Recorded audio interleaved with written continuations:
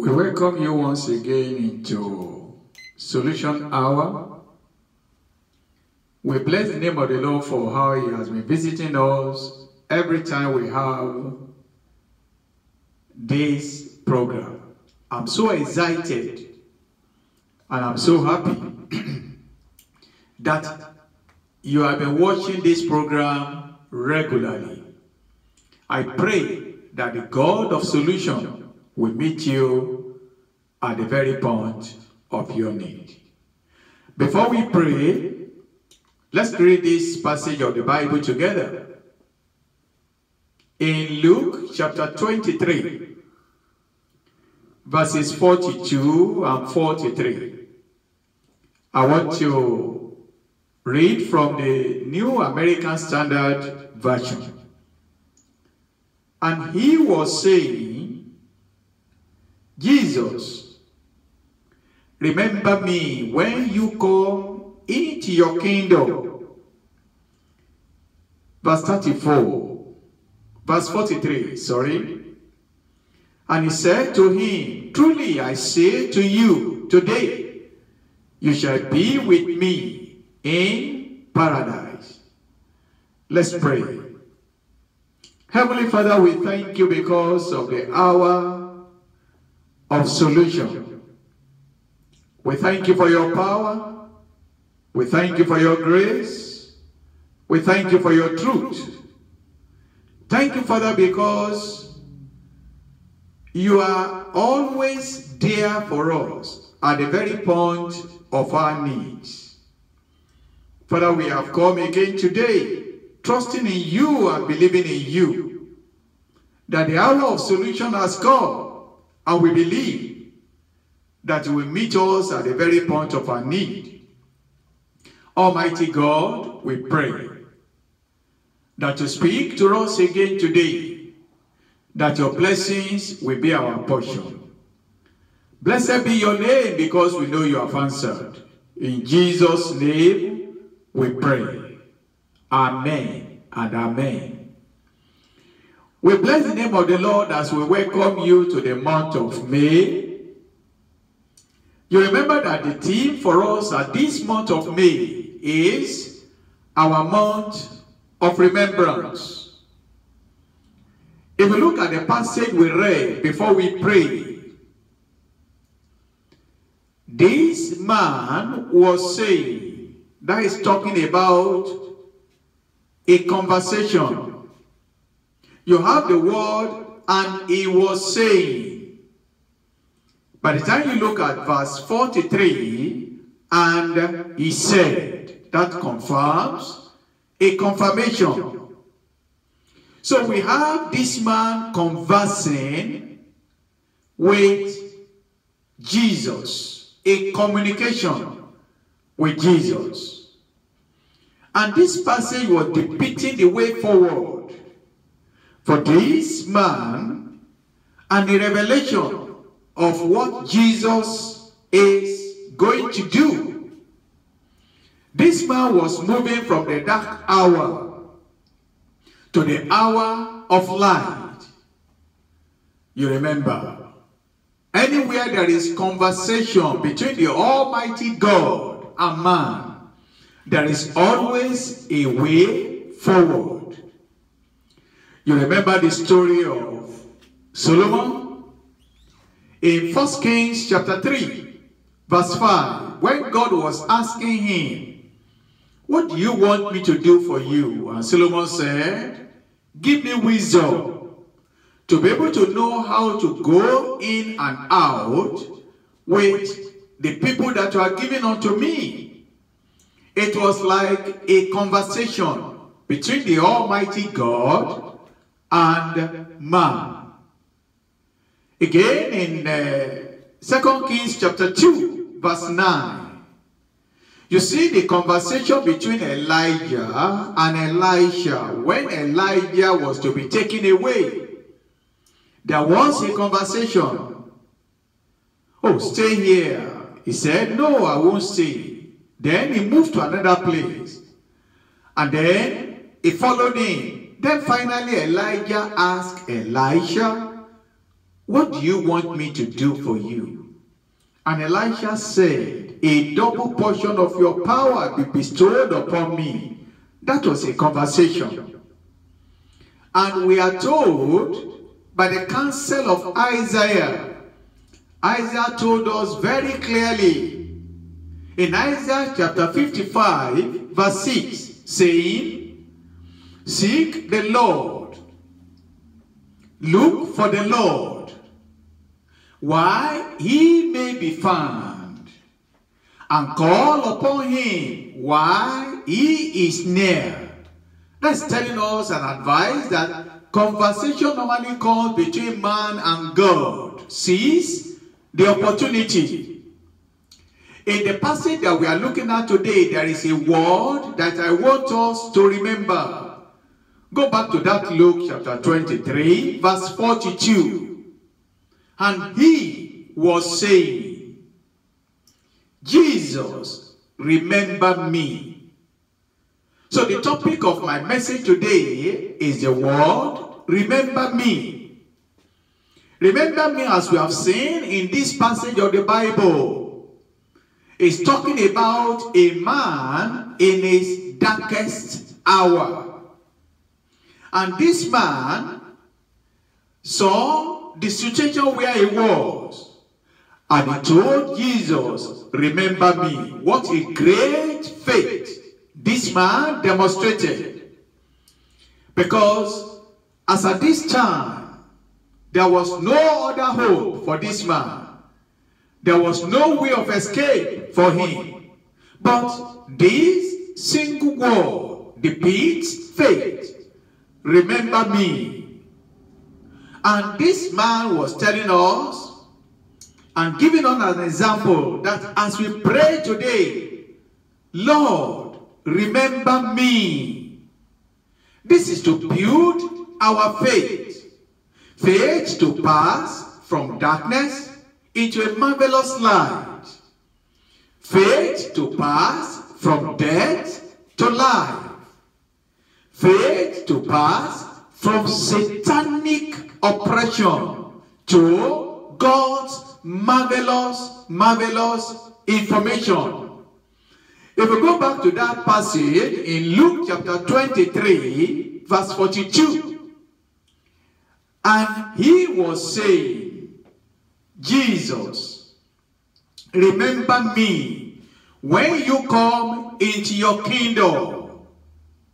In that passage, you can see a request. Jesus, remember me when you come into your kingdom. By the time you look at verse 43, you see response to that request. There was a request in verse 42. There was a response in verse 43.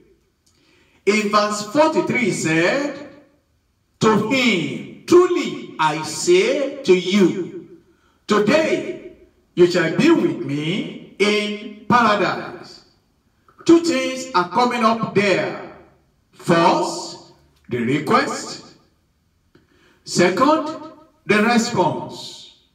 So from this passage, we have been able to see the request. Today, I want to focus very seriously on the request before we pray. Look at that passage with me again. And he was saying, who was the he? Reading the stories of the Bible very well, we realize the fact that this was one of the thieves that was crucified with Jesus. At the very dark hour, this man made this request. Jesus, remember me. Jesus, I recognize you. Jesus, remember me. This man honored Jesus not by what he saw, but he honored Jesus by faith. what did he see? Looking by sight, Jesus was crucified with him. Jesus crucified naked. He and the thief received the same judgment. But the man was not looking at the sight, but he looked at faith. Again, you realize that this man was at the gate of hell. But he could see the road that leads to heaven. And this man cried unto Jesus, saying, remember me. Remember me. This is a great wisdom in request. There are some ingredients that are inside this request. As I run you through the request, we are talking about God, remember me. First, the sight in the request. What did this man see? Now, here in this place, he could see the grace that was in Jesus. He saw a sight which he had never seen before. He saw that Jesus' face is imprinted with ineffaceable righteousness and holiness of God. He saw that. He knew that Jesus was not just like every other fellow around. Even though this man was hearing the rulers and the soldiers taunting, the rulers and the soldiers deriding, the rulers and the soldiers laughing Jesus to derision, even though the priests were reviling him, and they were reviling Christ, and they were talking against Christ. But this man saw the righteousness and the holiness of God in Jesus, and Jesus never reviled back again the sight in the request. And this man noticed that there was something in Jesus that was not in anybody. And he quickly said, Jesus, remember me when you get into your kingdom. This man listened to Jesus Christ's prayer on the cross, saying, Father, forgive them, for they know not what they are doing. And then this man noticed that this Jesus is a holy Jesus. He sighted that. He saw that. What other people did not see, he saw.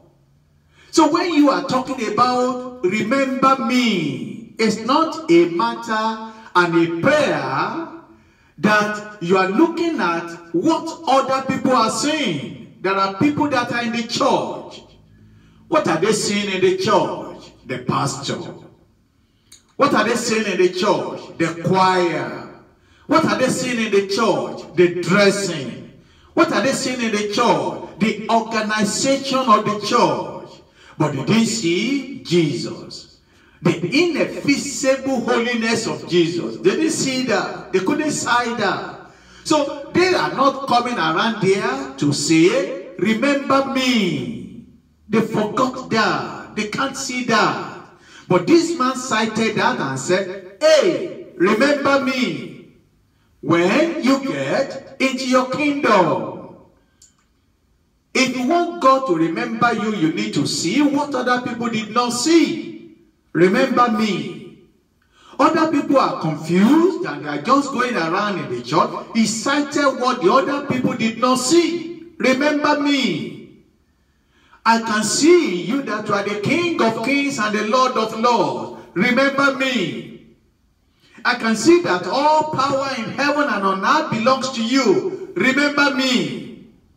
I can see that nobody can ruffle you. Nobody can disturb you. Even though they are taking your life out. Remember me. He cited what others did not see.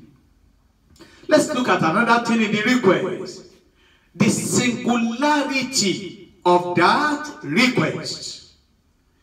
Now, what made that request singular?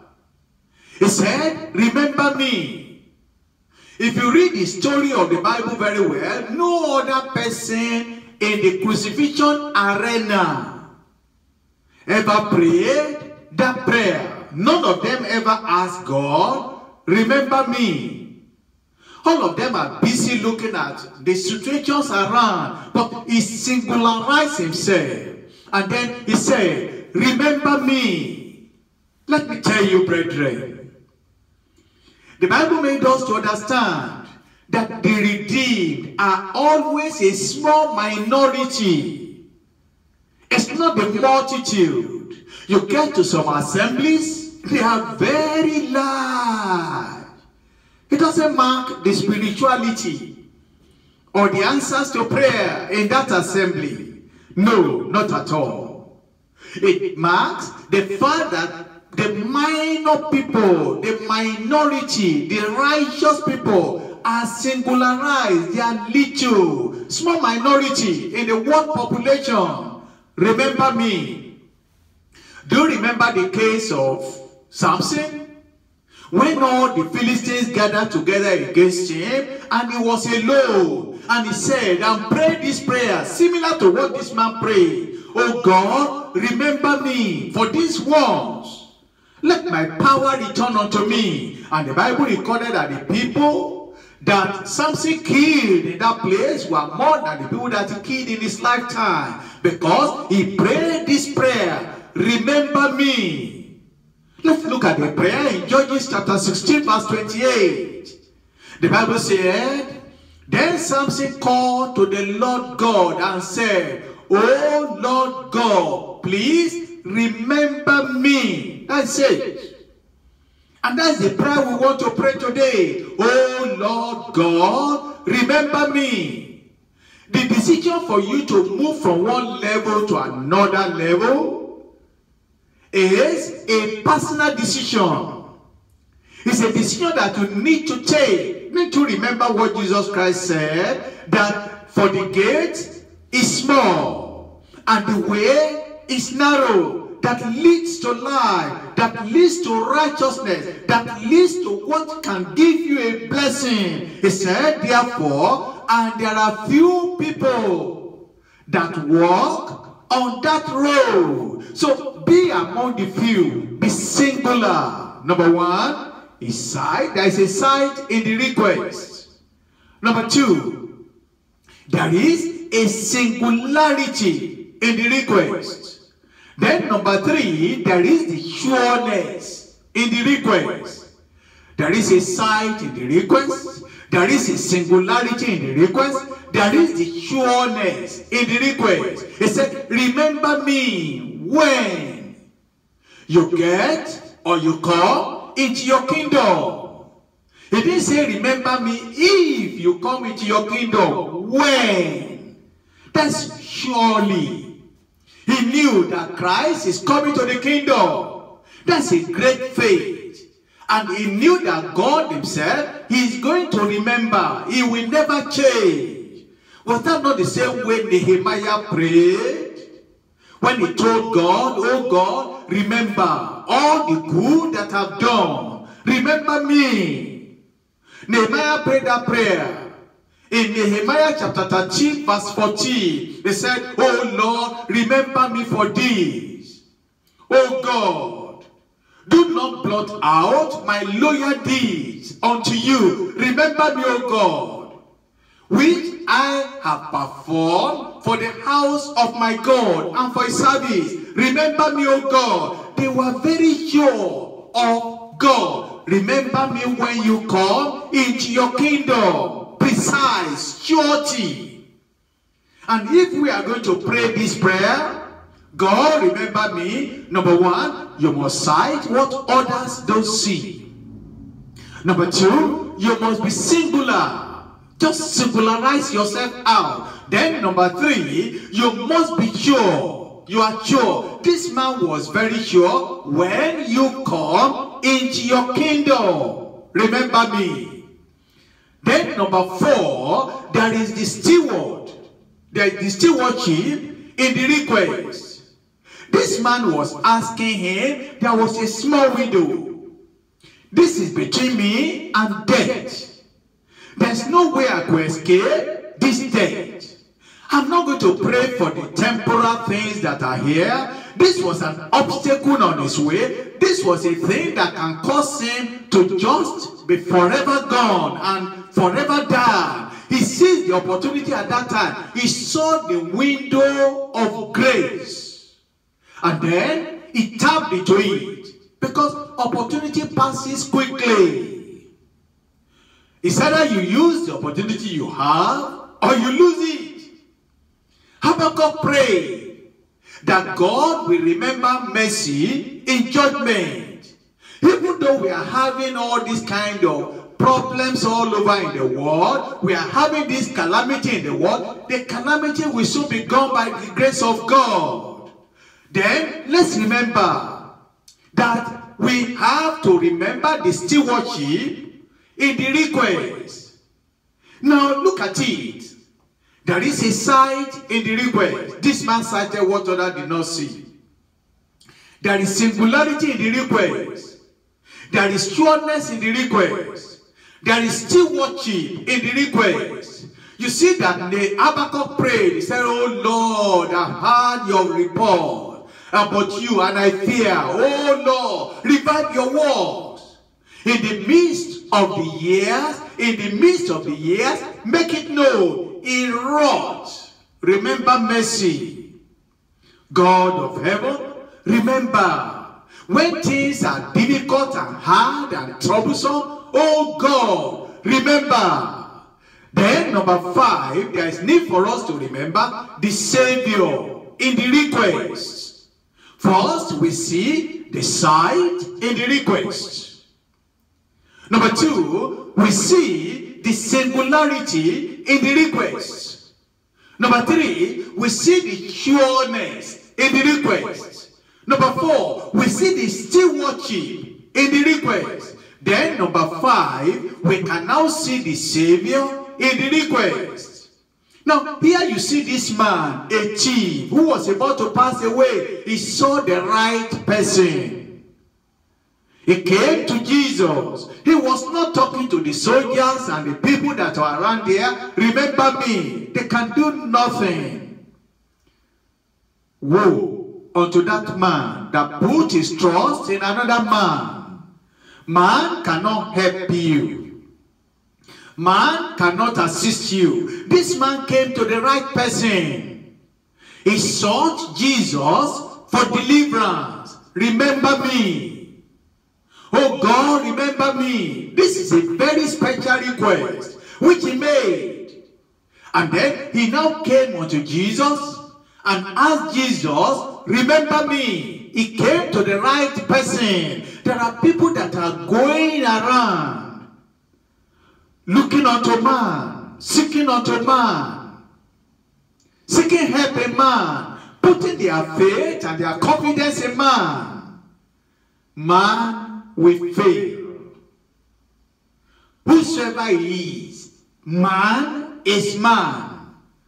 We bless the name of the Lord for our pastors. We thank God for the men of God that God has raised up, but they are still men. You can't replace them with the Savior. This man came to the Savior and said, remember me.